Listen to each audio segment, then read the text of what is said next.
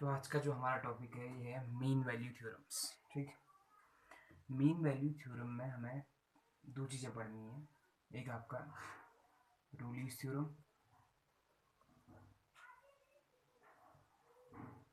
और एक है आपकी मीन वैल्यू थ्योरम। ठीक, ये जो टॉपिक है हमारा मीन वैल्यू थ्योरम, इसके अंदर दो चीज़ें हैं, रोलीज थ्योरम और मीन वैल्यू थ्योरम। जो मीन वैल्यू थ्योरम है इस टर्म पे बात बाद में करेंगे, पहले बात करते हैं इसकी रोलीज थ्योरम की। ठीक, तो रोलीज थ्योरम बेस्ड है कंटिन्यूटी और डिफरेंशिएबिलिटी पे, जो चीज़ हम पढ़ चुके हैं पहले से। ठीक, तो रोलीज थ्योरम का स्टेटमेंट क्या है, देखिए। रोलीज थ्योरम का स्टेटमेंट कहता है कि अगर आपका कोई फंक्शन एफ एक्स डिफाइंड है, is defined on close interval a comma b. इस डिफाइंड का मतलब क्या है, किसी फंक्शन का डिफाइंड होना किसी पर्टिकुलर डोमेन या किसी पर्टिकुलर इंटरवल में। इसकी मीनिंग होती है कि आपका वो फंक्शन एग्जिस्ट करता है हर किसी पॉइंट पे। यानी कहने का मतलब है उस डोमेन या उस इंटरवल में लाई करने वाला हर एक पॉइंट पर उस फंक्शन की वैल्यू हमारा फाइनाइट आएगी, कुछ ना कुछ, यानी एग्जिस्ट करेगा ही करेगा। ठीक, तो डिफाइंड होने का मतलब है कि आपका इंटरवल के हर एक पॉइंट पर वैल्यू देगा ही देगा। ठीक है ना। तो हमने क्या कहा, देखो रोलीज थ्योरम का स्टेटमेंट शुरू कहाँ से होता है, f x is defined on close interval a comma b. तो एफ एक्स जो है आपका डिफाइंड होगा close interval a comma b में। ठीक, और कंडीशन क्या है, देखिए फर्स्ट है आपका कि कंटिन्यूस, यानी f x is continuous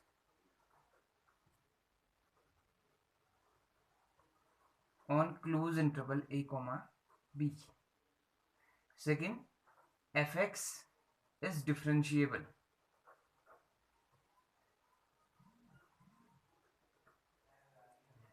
in open interval a comma b. और थर्ड है आपका f of a equal to क्या, एफ ऑफ बी। तो रोलीज थ्योरम अब ध्यान से सुनना, कहना क्या चाह रहा है कि आपका defined on interval a comma b and f x is continuous on close interval a comma b, f x is differentiable on open interval a comma b and also f equal to f b. अगर ये तीन चीजें होती हैं तो then there exist C belongs to open interval a comma b such that f dash c equal to 0। ठीक, तो ध्यान से सुनना, कहना क्या चाह रहा है कि आपका रोलीज थ्योरम क्या कहना चाह रहा है कि अगर कोई फंक्शन आपका डिफाइंड है एक close interval a comma b में, और साथ ही साथ एफ एक्स जो है आपका कंटिन्यूस है close interval a comma b में, open interval a comma b में वो डिफरेंशिएबल है, और f a equal to f b आ गया, अगर ये तीनों पोस्टुलेट क्या हो गए, सेटिस्फाई हो गए, अगर ये तीनों पोस्टुलेट आपका सेटिस्फाई हो गए, तो उस फंक्शन के लिए उस पर्टिकुलर इंटरवल के लिए एक पॉइंट आपका ऐसा एग्जिस्ट करेगा जो ए और बी के बीच लाई करेगा, जिसके लिए एफ डैश सी की वैल्यू कितनी आ रही होगी, 0। ठीक, यानी कहने का मतलब है कि आपका अगर ये तीनों जो पोस्टुलेट हमारे ये क्या होते हैं, सेटिस्फाई होते हैं, या ये तीनों पोस्टुलेट के लिए आपका रोलीज थ्योरम के सॉरी ये जो तीनों पोस्टुलेट है के लिए फंक्शन जो है आपका सेटिस्फाई होता है, तो हम बात करेंगे कि वहां एक ऐसा पॉइंट सी होगा जो किस किसके बीच लाई करेगा, ए और बी के बीच लाई करेगा, या कह सकते हैं कि इंटरवल में एक पॉइंट सी ऐसा होगा जिसके लिए आपका डेरिवेटिव, फर्स्ट ऑर्डर डेरिवेटिव कितना आ रहा होगा, 0 आ रहा होगा। ठीक, इतना सा काम है कौन, रोलीज थ्योरम का स्टेटमेंट, सिर्फ और सिर्फ इतना। ठीक है, तो अब रोलीज थ्योरम में आपका ये जो स्टेटमेंट है इसको किस तरह से लिखेंगे उसकी बात करते हैं। ठीक, तो स्टार्ट कहां से करोगे, देखो स्टेटमेंट इसका, let f be a real valued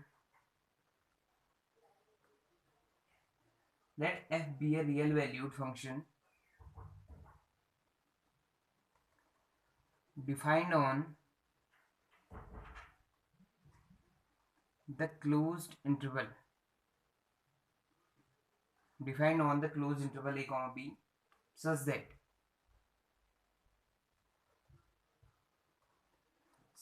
इसके अंदर नंबर एक कंडीशन है आपका, f is continuous on close interval a comma b। Second condition है f is differentiable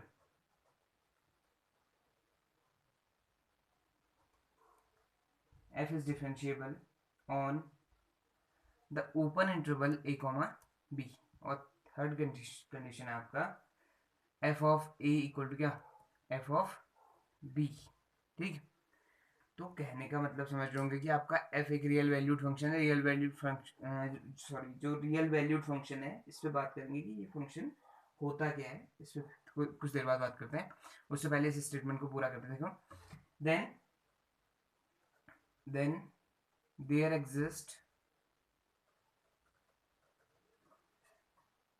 a real number c belongs to open interval a comma b such that f dash c equal to क्या, 0। ठीक, तो ये complete statement है किसका, रोलिस theorem का। तो रोलिस theorem किस पे बेस्ड है, एक रियल वैल्यूड फंक्शन पर। रियल वैल्यूड फंक्शन का मतलब है कि डोमेन की कोई भी वैल्यू अगर मैं फंक्शन में रखता हूँ तो आंसर आपका हमेशा क्या आएगा, रियल आएगा। रियल मतलब समझ रहे होंगे, या तो रेशनल आए या इरेशनल आए, कॉम्प्लेक्स नंबर में नहीं माना जाएगा। यानी कि आपका रियल वैल्यूड फंक्शन का मतलब सिर्फ और सिर्फ किस पे डील करना, रियल नंबर्स पे डील करना। ठीक है, यानी कहने का मतलब है कि डोमेन के किसी भी पॉइंट पर जो वैल्यूज आएंगी मेरी, वो कैसे आएंगी, रियल वैल्यूज आएंगी। यानी उस पर कहीं पे भी आपका क्या नहीं होगा, कोई कॉम्प्लेक्स नंबर नहीं होगा। ठीक, तो ये एक रियल वैल्यूड फंक्शन है। इस प्रकार से है कि आपका एफ क्या हो, कंटिन्यूस हो, किसमें, close interval a comma b में, open interval a comma b में क्या हो, डिफरेंशिएबल हो, और f a equal to f b हो। अगर ये तीन कंडीशन हो जाए तो वहां एक पॉइंट सी ऐसा होगा जिसके लिए उसका फर्स्ट डेरिवेटिव कितना आ रहा होगा, 0 आ रहा होगा। बस इतनी सी कहानी है आपका रोलीज थ्योरम, सिर्फ और सिर्फ इतने। ठीक, तो अब रोलीज थ्योरम पे बेस्ड क्वेश्चन किस तरह से आएंगे आपके, उस पर डिस्कस करते हैं। ठीक है, देखिए रोलीज थ्योरम से रिलेटेड क्वेश्चन से पहले उसकी ग्राफ पे बात करते हैं, इससे ग्राफिकली कैसे समझा सकते हैं। ठीक है, तो रोलीज थ्योरम है क्या, कि जब कभी क्या कोई फंक्शन किसी particular interval a comma b में कंटिन्यूस है और ओपन इंटरवल में क्या है, डिफरेंशिएबल है, और एफ इक्वल टू क्या है, एफ बी। ठीक, तो ऐसी स्थिति में क्या होना है कि किसी न किसी पॉइंट पर जो आपका डेरिवेटिव है फंक्शन का, वो क्या आ जाएगा, 0 आ जाएगा। ठीक, तो फंक्शन के डेरिवेटिव का 0 होना मतलब है कि फंक्शन का आपका जो फंक्शन पर, यानी कि कर्व पर आपका किसी पर्टिकुलर पॉइंट पर क्या होगा, जो टेंजेंट है वो पैरेलल हो जाएगा किसके, एक्स एक्सिस के।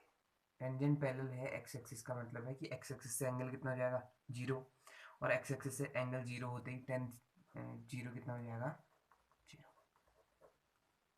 ठीक, तो यानी कि आपका उस टाइम पे जो टेंजेंट है हमारा, उसकी वैल्यू कितनी आ जाएगी, 0 आ जाएगी। टेंजेंट को ही हम क्या कहते हैं, d y by d x, और d y by d x की वैल्यू कितनी आ जाएगी, 0 आ जाएगी। ठीक, यानी सीधा सीधा मतलब ये है कि ग्राफिकली बात करें कि आपका रोलीज थ्योरम क्या है, तो रोलीज थ्योरम अगर तीनों पॉइंट्स को सेटिस्फाई करती, तीनों पॉइंट का मतलब है कि क्लोज इंटरवल में क्या हो, कंटिन्यूस, ओपन इंटरवल में क्या है, डिफरेंशिएबल, और आपका एफ इक्वल टू क्या है, एफ बी। तो तीन पॉइंट अगर सेटिस्फाई करती है तो उसके बाद हम कहेंगे कि आपका वहाँ उस इंटरवल में एक ऐसा पॉइंट एग्जिस्ट करेगा जिसके लिए जो हमारी टेंजेंट है वो पैरेलल हो जाएगी किसके, एक्स एक्सिस के। ठीक, एक्स एक्सिस के पैरेलल होने का मतलब है कि डेरिवेटिव का क्या हो जाना, 0 हो जाना। ठीक, तो ये कहानी थी आपका क्या, रोलीज थ्योरम का जो ग्राफ है। इस तरह से हम कह सकते हैं कि देखिए ये कोई कंटिन्यूस फंक्शन है, ए कॉमा एफ ए हो गया सपोज ये, और ये बी कॉमा एफ बी, और एफ ए और एफ बी आपस में है इक्वल। ठीक, दूसरा ये पूरा का पूरा क्या है, कंटिन्यूस है, ए से लेके बी तक, और डिफरेंशिएबल है। डिफरेंशिएबल होने का मतलब हर एक पॉइंट पर हम क्या खेल सकते हैं, एक यूनिक टेंजेंट ड्रॉ कर सकते हैं। ठीक, तो इतना होने के बाद ये तीनों पोस्टलेट जैसे ही सेटिस्फाई होता है तो यहाँ एक पॉइंट ऐसा होगा ही होगा जिसके लिए आपका टेंजेंट जो है पैरेलल होगी किसके, एक्स एक्सिस के। और टेंजेंट अगर एक्स एक्सिस के पैरेलल होती तो उस पॉइंट पर जो डेरिवेटिव होगा उसकी वैल्यू कितनी आ चुकी होगी, 0 आ चुकी होगी। ठीक, तो इतना सा काम था आपका ग्राफ के बेसिस पर। अब बात करते हैं कि आपका कॉचीज थ्योरम में क्वेश्चन किस तरह से होंगे। देखो कॉचीज थ्योरम के लिए आप, सॉरी, रूलीज थ्योरम के लिए आपका दो तरह के क्वेश्चन हैं। पहला आपका एप्लीकेबिलिटी, यानी कि रूलीज थ्योरम की एप्लीकेबिलिटी चेक करेंगे हम कि आपका ये एप्लीकेबल है या नहीं।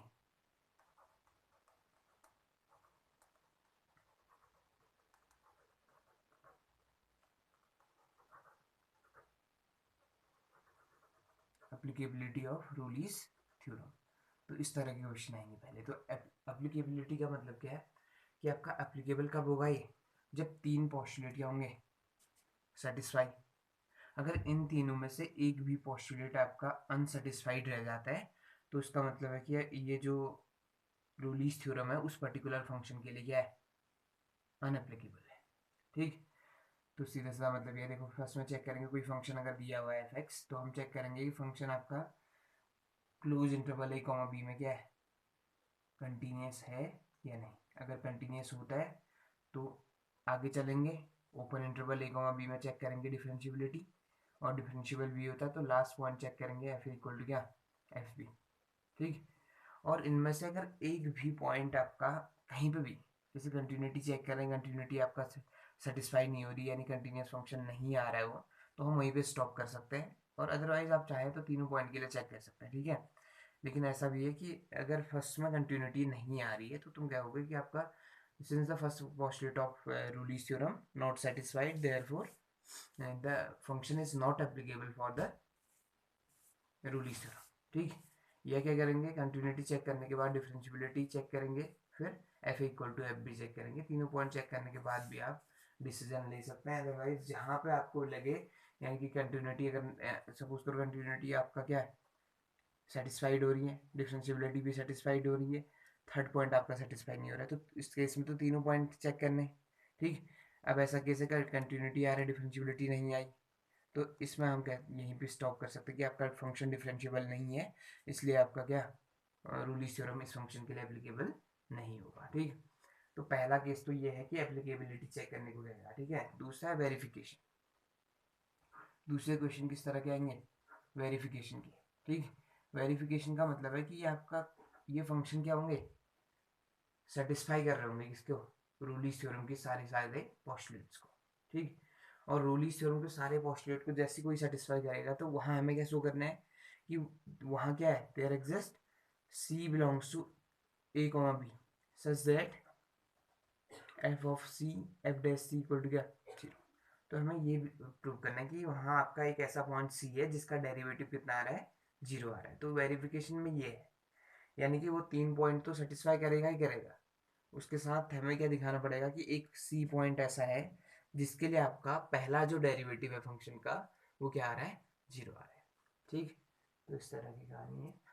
क्वेश्चन स्टार्ट करते फिर बात करते हैं आपसे। ठीक है, तो देखिए एक्सरसाइज का जो पहला क्वेश्चन है वो क्या है, verify Rolle's theorem for the function f x equal to this. ठीक, तो देखिए फंक्शन को गौर से देखना है। अगर आपका नॉर्मली फंक्शन क्या एक पॉलिनोमियल है तो हम डायरेक्ट बात करेंगे कि पॉलिनोमियल जो है कंटिन्यूस भी होते हैं और डिफरेंशिएबल भी होते हैं इन अ पर्टिकुलर डोमेन। ठीक, अगर पॉलिनोमियल नहीं होगा, कोई अटपटा सा फंक्शन होगा जिसमें हमें नहीं पता चल पा रहा कि आपका ये डिफरेंशिएबल होगा या कंटिन्यूस होगा या नहीं होगा, तो हमें चेक करना है कि आपका वो डिफरेंशिएबल है या कंटिन्यूस है या नहीं। ठीक है, तो इस बार कैसे स्टार्ट करें उस पर बात करते हैं। ठीक, सिंस सॉल्यूशन है, since f x equal to x square plus 2x minus 8 is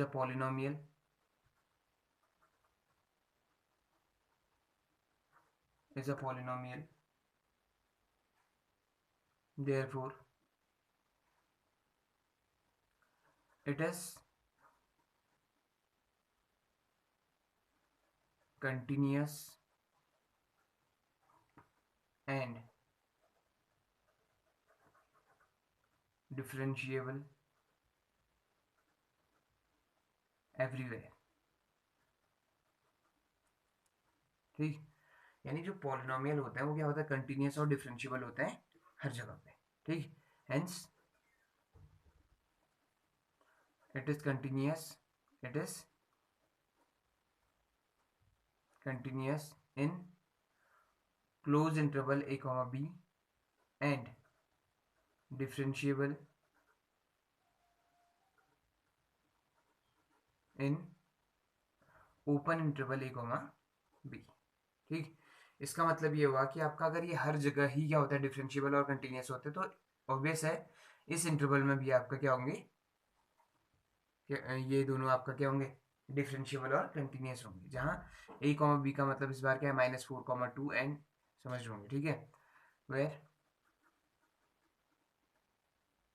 a comma b equal to -4,2, ठीक।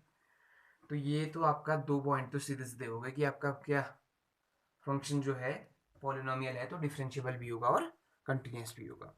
अब पॉइंट नंबर थ्री चेक करते हैं, f equal to f b आता है या नहीं, ठीक। तो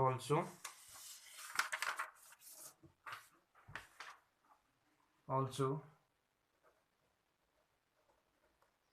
एफ ऑफ ए का मतलब इस बार कितना एफ ऑफ -4, ठीक। एफ ऑफ -4 का मतलब क्या हो जाएगा, देखो f x equal to side में लिखते हैं, एफ एक्स इक्वल टू कितना था हमारे पास x² प्लस 2x माइनस 8, ठीक। तो एफ ऑफ -4 की वैल्यू देखें तो ये आपका -4 का square plus 2 into -4 -8, that is ये आ गया 16, ये -8 और ये कितना आ रहा है 0 आ रहा है, ठीक। अब दूसरा एंड एफ बी चेक करो, एफ बी कितना है f2 का स्क्वायर प्लस 2 इंटू 2 -8, यानी ये 4 प्लस 4 -8 हो गया, यानी ये भी कितना आ रहा है 0, hence f a equal to क्या एफ बी भी आ चुका है, ठीक। Therefore all the postulates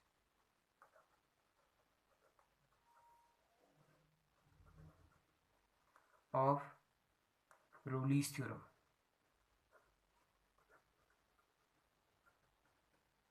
are satisfied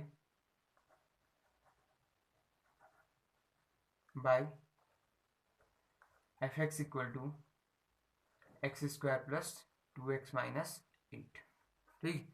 तो अब देखो इतना तो ये क्लियर है कि आपका सारे के सारे पोस्टुलेट्स क्या हो गए, सेटिस्फाई हो गए रोलीज थ्योरम के, ठीक है। अब सारी पोस्टुलेट अगर सेटिस्फाई हो गए तो वहाँ एक पॉइंट सी होगा जो इसके बीच -4,2 के बीच लाई कर रहा होगा, ठीक। और such that f dash c equal to क्या 0, ठीक। अब आगे कैसे बढ़ाएं देखो,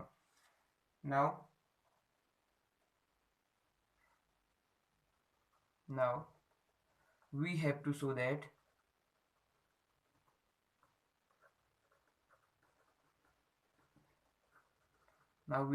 that there exist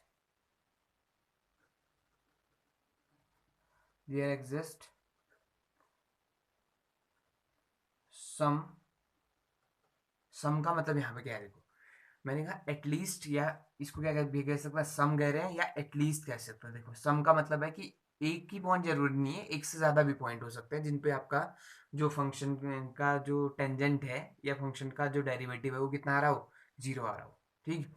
तो एटलीस्ट एक तो होना ही है या उससे भी ज्यादा हो सकते हैं, ठीक। तब कह रहे हैं some c belongs to a comma open interval a comma b such that f dash c equal to क्या 0, ठीक। तो बस इतने सी कहानी है। तो अब चेक करते हैं कि आपका f dash c equal to 0 लेके चलेंगे और देखेंगे कि कोई सी निकालते हैं और सी लाई करता है नहीं करता है किसके बीच -4,2 के बीच, ठीक। We have f x equal to कितना x² प्लस 2x माइनस 8, ठीक। Which implies f dash x equal to कितना 2x plus 2, which implies f dash c equal to कितना 2c प्लस 2, ठीक। अब उसकी ये चेक करना है कि आपका f dash c equal to 0 लेने के बाद हमें कोई सी मिलता है या नहीं, ठीक। Therefore f dash c equal to 0 implies 2c plus 2 equal to 0 implies 2c equal to क्या -2 इम्प्लाइज c इक्वल टू कितना -1। तो c की वैल्यू क्या आ गई -1।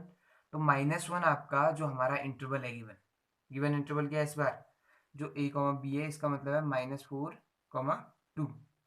तो गिवन इंटरवल -4,2 है, इसके बीच लाई करता है या नहीं चेक कर लो, c इक्वल टू -1। तो हम कहेंगे कि आपका c equal to -1, hence c equal to -1 lies between -4, 2, hence c comma sorry कितना c equal to -1 lies between किसके -4, 2, hence the rule is theorem verified. Therefore there exists at least one c belongs to a comma b such that f dash c equal to क्या 0, hence Rolle's theorem is verified. Done था? तो ऐसे काम करना है, ठीक है। तो देखो सबसे पहले क्वेश्चन पकड़ना, क्वेश्चन में आपको चेक करना है कि ये 3 के 3 पोस्टुलेट्स को आपका क्या कर रहा है, नहीं कर रहा है, क्या ये 3 के 3 पोस्टुलेट को सेटिस्फाई कर रहा है या नहीं कर रहा है, ठीक।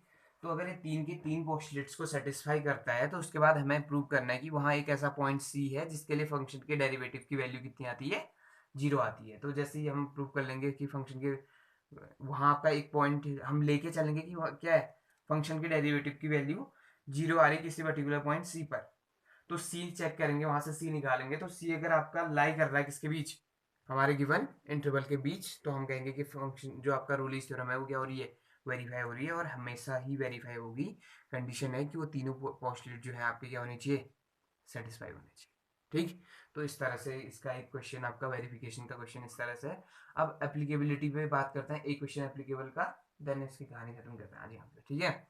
तो एप्लीकेबिलिटी पर बात करते हैं, क्वेश्चन आपका एप्लीकेबल है या नहीं है, इस तरह का। तो देखिए बात करते हैं क्वेश्चन नंबर सेकंड की। सेकंड में क्या कह रहा है, देखो examine the Rolle's theorem, examine the Rolle's theorem is applicable to any of the following functions, ठीक। तो बात कर रहा है कि आपका इनमें से किसी फंक्शन के लिए रोलीज थ्योरम एप्लीकेबल है या नहीं है, ठीक। तो इसके लिए हमें क्या करना है, इसमें जो पहला क्वेश्चन है वो कुछ ऐसा है, ठीक है। तो इसका सॉल्यूशन स्टार्ट करते हैं। तो सबसे पहले आएगा आपका टू चेक 5,9 है ना।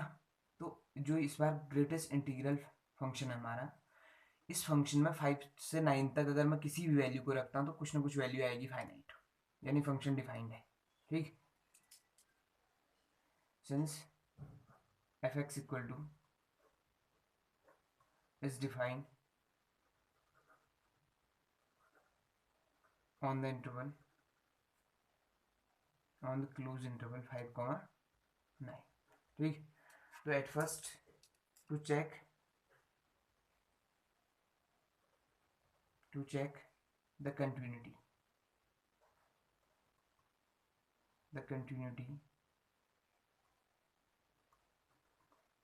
of fx equal to x on close interval a, b, continuity को चेक करना है, ठीक है। तो कंटिन्यूटी चेक करने के लिए हमें क्या करना होता है, देखो LHL equal to RHL equal to f of c, ठीक। Let n belongs to close interval a, b be any arbitrary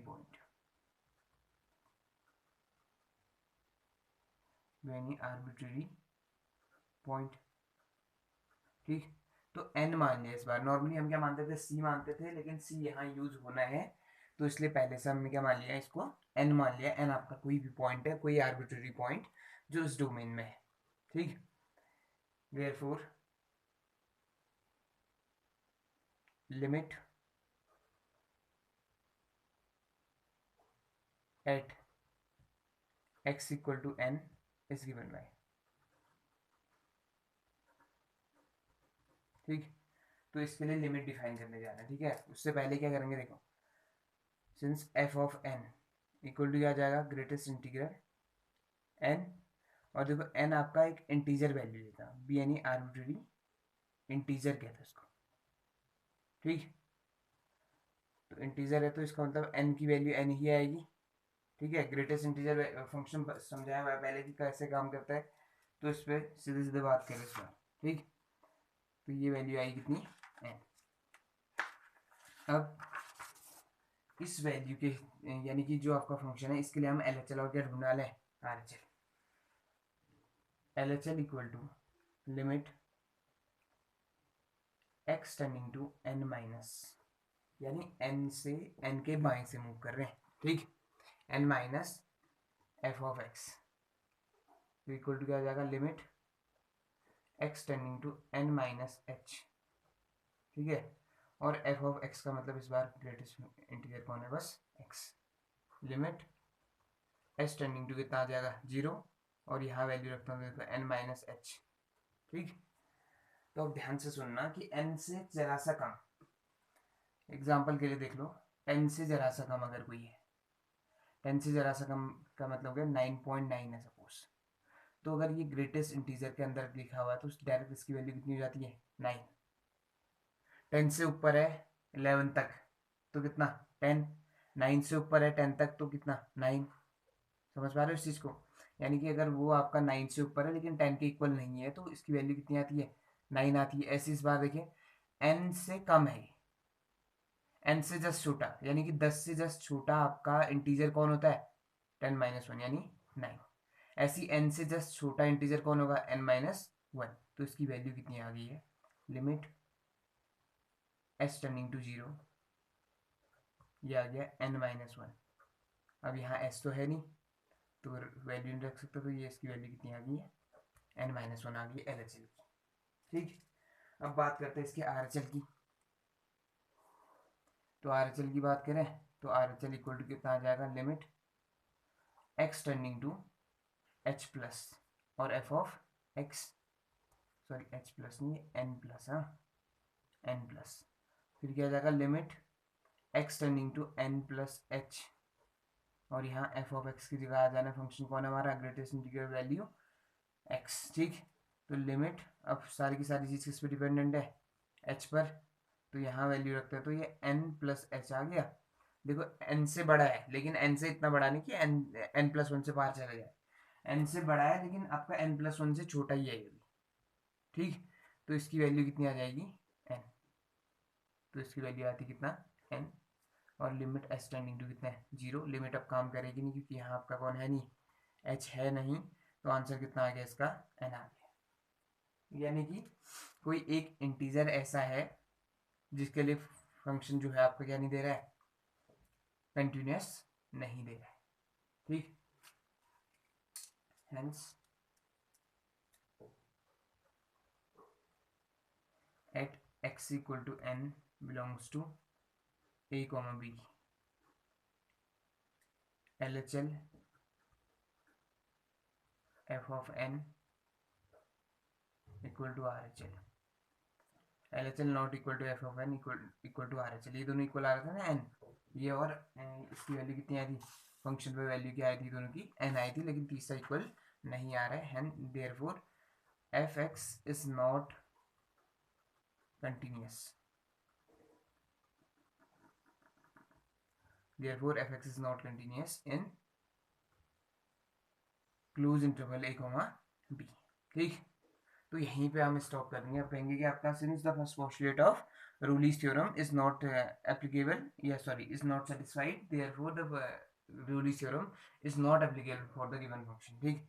यहाँ पे स्टॉप कर सकते हैं। अगर आप चाहें तो इससे आगे भी बढ़ा सकते हैं, यानी तीनों पोस्टुलेट को चेक करो, तीनों पोस्टुलेट चेक करने के बाद रिजल्ट दो, ठीक। अदरवाइज क्या करोगे, जो पोस्टुलेट फेल हो रहा है वहीं पे स्टार्ट कर दो थ्योरी की, आपका ये पोस्टुलेट फेल हो गया यानी कि ये पोस्टुलेट सेटिस्फाई नहीं हो रहा है रूलीज थ्योरम के लिए, देयरफॉर रूलीज थ्योरम नॉट एप्लीकेबल, ठीक है। हम कहेंगे hence the first postulate of Rayleigh's theorem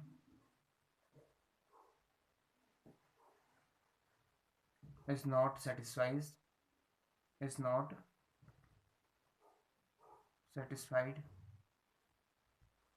therefore Rayleigh's